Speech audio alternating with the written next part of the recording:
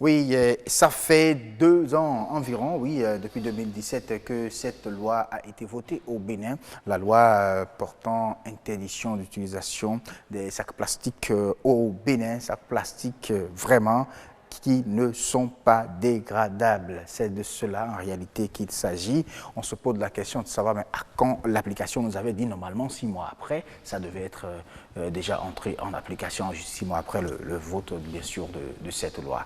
Ben, on ne voit pratiquement rien. Est-ce que c'est une manière de continuer la sensibilisation, de mettre en place, de rendre disponibles les sachets biodégradables? Est-ce que c'est ça qui tarde à venir? On se pose beaucoup de questions. Nous avons invité Henri Toti. Lui, il est spécialiste en économie verte. Avec lui, nous allons parler, voir en réalité quelles peuvent être les raisons qui peuvent retarder l'application de cette loi au Bénin. Bonsoir Henri. Bonsoir, monsieur le journaliste, bonsoir, monsieur Gava, comme on a l'habitude d'appeler. C'est mieux, hein, voilà. C'est mieux comme ça. Ok, mais Henri Toti, dites-nous, depuis 2017 que cette loi a été votée au Bénin portant l'interdiction des sachets plastiques. Après ça, on ne voit rien, à part donc, les quelques séances de sensibilisation. On a vu également des séances de distribution de sachets biodégradables, par exemple au marché d'Antopa. Mais après donc, ces actions, on ne sent vraiment pas l'application de cette loi. Et qu'est-ce qui peut justifier une telle attitude après le vote de cette loi? Merci monsieur le journaliste. Et je précise, tout à l'heure même, vous avez eu un tout petit peu de difficultés à citer toutes les actions qu'on a effectuées sur le terrain. Ça veut dire que de nombreuses actions ont été menées sur le terrain, effectivement, par rapport à la sensibilisation, que ce soit au marché. Et nous, en son temps, nos cibles étaient les écoles et collèges. Et ce qui était fait en son temps, c'était non loin des, je dirais, loin des sensibilisations. Il y avait aussi la proposition des alternatives qu'il faut utiliser en même temps pour accompagner l'éradication de ces sachets plastiques. Voilà. Et je vous souffre que beaucoup de choses se font en amont, dans le silence du côté du ministère, que ce soit du côté du ministère et aussi des organisations de la société civile, bien aussi du privé, c'est-à-dire des entreprises aussi qui se sont engagées à produire ces sachets écologiques, disons. Et là, le ministère ne peut pas du coup commencer par appliquer la loi. Bien que c'est en 2017 qu'on a voté, on a dit 6 mois. 6 mois, déjà, c'est la loi. Et si on avait commencé déjà après 6 mois, ce sont nous-mêmes les Béninois qui allons commencer par crier et parler des alternatives. C'est vrai que c'est difficile. Ce sont les mêmes Béninois qui aujourd'hui demandent à quand l'application de cette loi. Oui, il y a tout un travail qu'on doit faire dans l'ombre avant l'application de la loi. Et ça fait partie aussi de la répression. Tout le dispositif qu'on est en train de mettre en place fait partie des étapes de cette répression. Donc, au niveau du ministère du cadre de vie et de développement durable, nous, on était aussi inquiets. En tant que responsable, en tant qu'expert, on était aussi inquiets. Et on s'est rapproché du ministère du cadre de vie pour savoir ce qui se fait à leur niveau. Et donc, en son temps, moi, j'avais rencontré personnellement la directrice de cabinet, Madame Jeanne Akacha. Je l'avais rencontrée en son temps.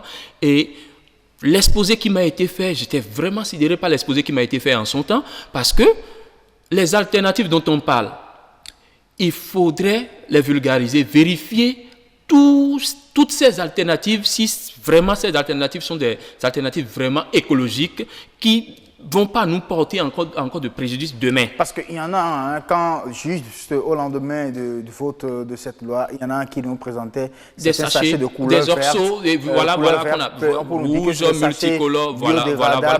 C'était juste pour tromper la vigilance de la population. C'était à cause de toutes ces alternatives trompeuses que le ministère a pris ses gardes, dit non, voilà, il faudrait qu'on étudie alternative par alternative. Même au niveau de la société civile, il y a des alternatives qui ont été proposées. Quand nous, on parle des emballages recyclés à base de papier, est-ce que c'est vraiment écologique? Est-ce que c'est des trucs sains qu'on peut utiliser? D'autres vont mettre des mets directement consommables dans ces emballages-là. Et il ne faudrait pas créer des problèmes de santé en voulant éliminer d'autres problèmes. Voilà. Et les sachets de couleur jaune-rouge qui ont subitement apparu sur le terrain en son temps, c'était toujours les mêmes sachets qu'on a apportés juste des couleurs pour tromper la population, du moment quand on parle des oxos, puisqu'il y a des types d'oxos qui sont autorisés dans la loi. Et ces oxos, il y en a dedans qui portent ces couleurs-là. Donc, juste pour tromper la vigilance de la population, les voisins d'à côté ont commencé par produire des sachets non biodégradables.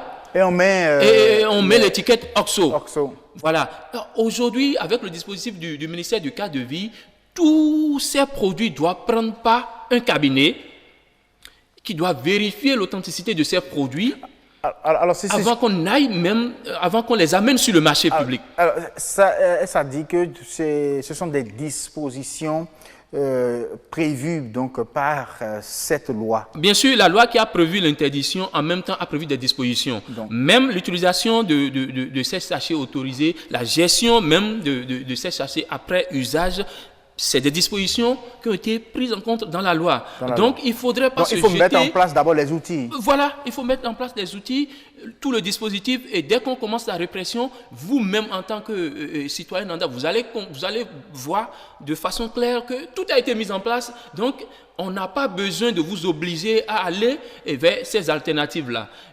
Vous allez voir bientôt plusieurs sachets biodégradables sur le marché, parce qu'il y en a encore qui sont encore dans les coulisses de vérification. Il faut vérifier l'authenticité, il faut aller au labo, vérifier tout ça. Donc, il ne faudrait pas, du coup, dès que la loi est mise en jeu et qu'on a dit 6 mois après, il faut commencer la répression.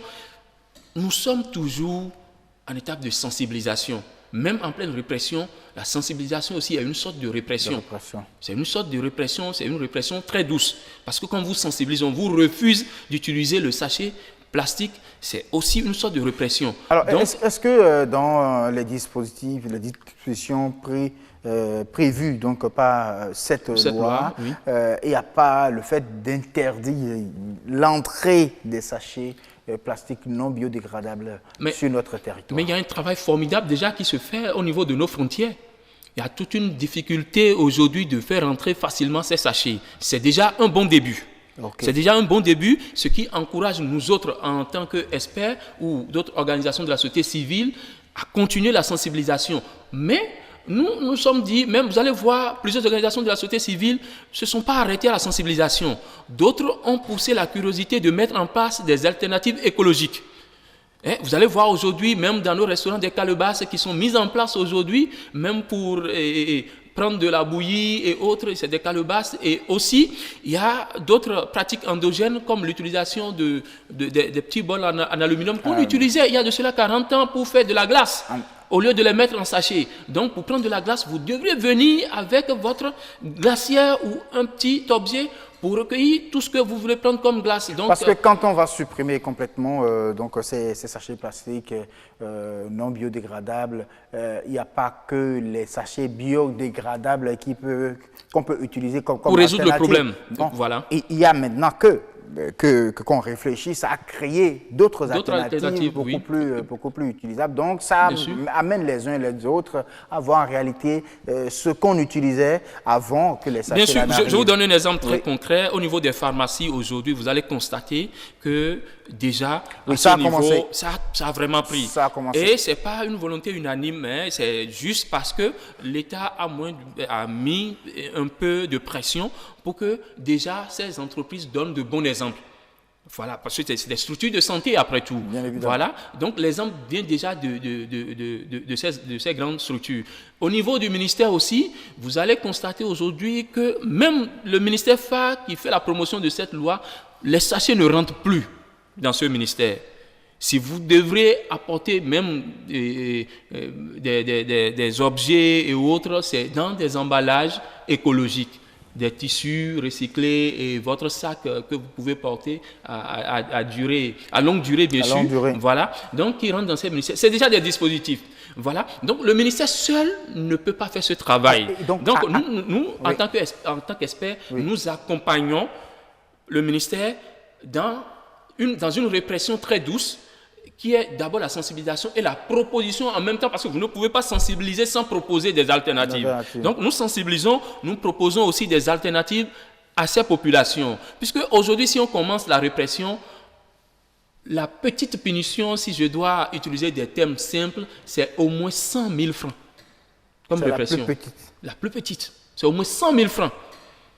Et pour un citoyen, on a comme moi 100 000 francs parce que il y a vraiment je de porte quoi un mettre sachet, en place. Il y a vraiment de quoi rester et apprendre pas vraiment les échelles au lieu de prendre pas les escaliers au lieu de prendre pas l'ascenseur. L'ascenseur pour aller vraiment, pour aller vraiment très doux pour atteindre les objectifs parce qu'on parle des objectifs de développement durable. Et quand on veut la pérennisation de ces objectifs, il ne faut pas rater d'étape, il faut aller tout doucement pour réussir à la fin et pour au fait atteindre l'objectif à la fin, ce que je voulais dire. Voilà. Donc je rassure toute la population qu'il y a vraiment du travail qui se fait dans l'ombre. Alors, à quand peut-on donc espérer l'application réelle de cette loi? Déjà, le travail qui se fait au ministère du cadre de vie et de développement durable, nous pouvons espérer déjà, et pour cette année, déjà avant la fin de cette année, une volonté concrète pour aller à la répression. Parce que les travaux évoluent très bien de l'autre côté. Et à côté de ça aussi, les alternatives aussi se créent et d'autres alternatives vont apparaître bientôt sur le terrain. Et tout le monde sera soulagé par rapport à l'appropriation de ces emballages biodégradables. Merci beaucoup à vous, Henri Totini, de nous rassurer sur ce plateau. Je rappelle que vous êtes spécialiste en économie verte et vous êtes en tout cas dans cette sphère-là.